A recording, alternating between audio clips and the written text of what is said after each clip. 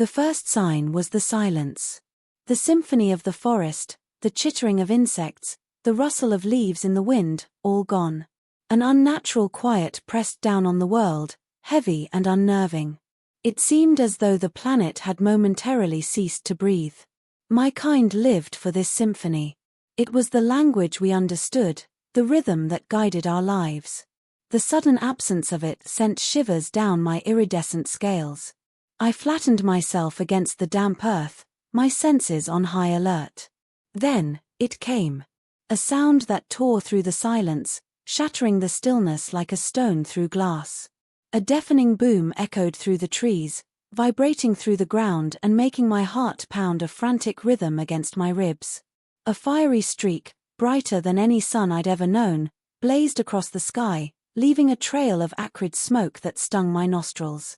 I watched, frozen with a primal fear, as the streak descended towards the heart of the forest, leaving a smoldering crater in its wake. My mind, normally a vibrant tapestry woven from instinct and feeling, was now a tangled mess. What was this thing? What did it want? My fear was a cold, tight knot in my gut, urging me to run, to hide. But curiosity, another powerful force in our world, kept me rooted to the spot. The fiery streak, which I now understood to be some kind of flying object, had vanished. Yet, the silence lingered, broken only by the crackling of flames from the distant crater. Fear, hot and heavy, choked me.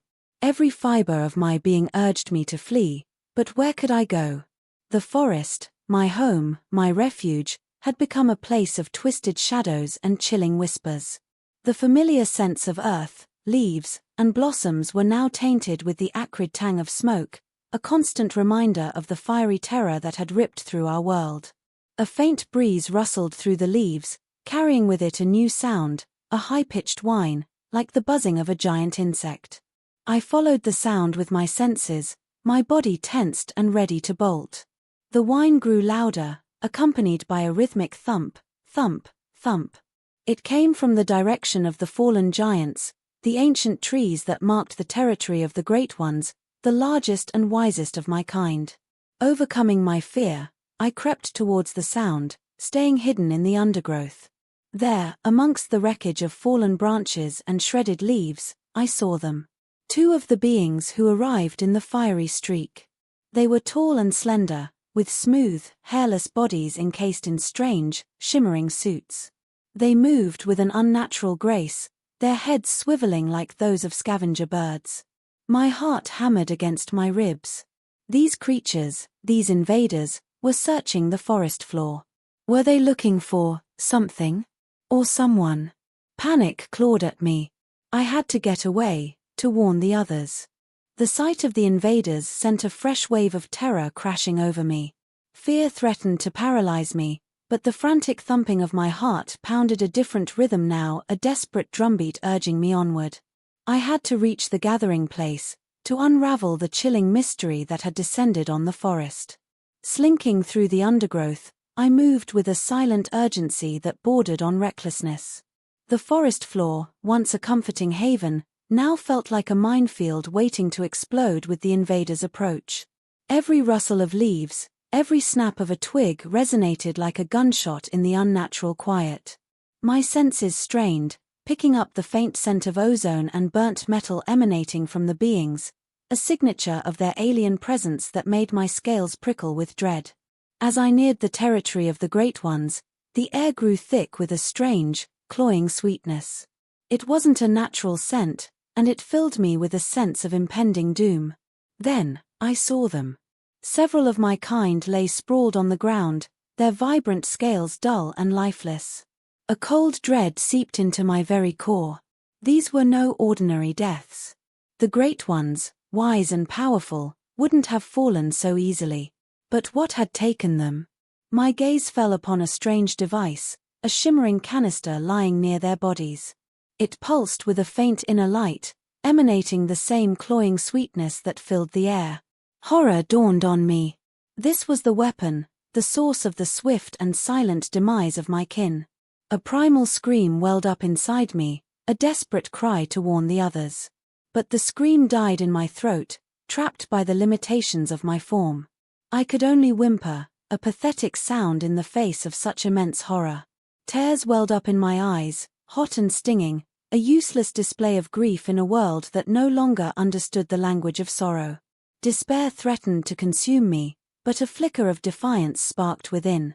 I may not be able to scream, but I wouldn't give up. The invaders wouldn't win so easily. I would find a way to fight back, to avenge my fallen kin and protect my home. In the silent depths of the forest, a tiny spark of rebellion ignited. Suddenly, a blur of movement at the edge of my vision sent a rage searing through me. One of the invaders, the one with the clicking appendages, stalked into the clearing. Its movements were deliberate, predatory, its head swiveling back and forth like a serpent sizing up its prey. On its back, a larger version of the canister pulsed with the same eerie light, connected by a web of glowing tubes. Panic clawed at my throat. This wasn't just a weapon, it was a tool of mass extermination. But a sliver of hope, fragile yet tenacious, pierced through the fog of fear. Maybe, by understanding this weapon, I could find a way to fight back. Maybe, just maybe, I could avenge the fallen and protect the forest, even if it meant a desperate gamble. As the invader drew closer, its metallic claw hovering over the fallen canister, I knew my time for observation was over. I had a choice to make: remain hidden and witness the silent slaughter, or take a stand, no matter how futile it might seem. In that split second, I knew fear wouldn't save me, or my home. It was time for a different kind of action, a final act, a desperate gamble against the encroaching silence. A surge of adrenaline, raw and powerful, pushed past the terror that threatened to paralyze me. I lunged. Not towards the invader, but towards the canister. It was a desperate gamble, a tiny creature against a towering force. But in that moment, I wasn't just one small creature. I carried the anger of the violated forest, the grief of the fallen, and the unwavering spirit of my kind. The invader reacted with unnatural speed, its metallic claw snapping out to intercept me. But years spent navigating the dense undergrowth had honed my reflexes to a razor's edge. I darted past the grasping claw, a blur of shimmering scales and fury. My momentum carried me towards the canister. In a flash, I slammed into it with the full force of my tiny body. The impact sent a jolt through me, but I ignored the burning ache that flared across my scales. My only focus was the canister, the source of this silent death. A blinding flash erupted from the point of impact. The sickeningly sweet smell intensified, momentarily overwhelming me. Then, a deafening silence descended upon the clearing. The faint hum of the canister had vanished, replaced by an eerie stillness. I lay there, panting, the tremors racking my body a testament to the desperate act. Had it worked? Had I stopped it? Slowly, I lifted my head, my gaze flickering towards the invader. The creature stood frozen, its metallic claw inches from the fallen canister. Its head swiveled back and forth, its strange appendages now hanging limply. For a moment, our eyes met. In that single, fleeting instant, I saw a flicker of something akin to regret. Surprise. It was a look so alien, so unexpected, that it sent a shiver down my spine. Then, with a defeated sigh that sounded like a gust of wind rustling through dead leaves, the invader turned. Its movements were slow, deliberate, as if the fight had drained its unnatural energy. It lumbered towards the edge of the clearing, its metallic form seeming to shrink under the weight of its unknown burden. Disbelief warred with a surge of relief. The invader was leaving.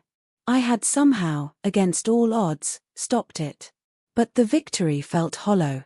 The silence, broken only by my own ragged breaths, hung heavy in the air. The clearing lay empty, save for the lifeless bodies of the great ones and the faint scorch marks where the canister had been.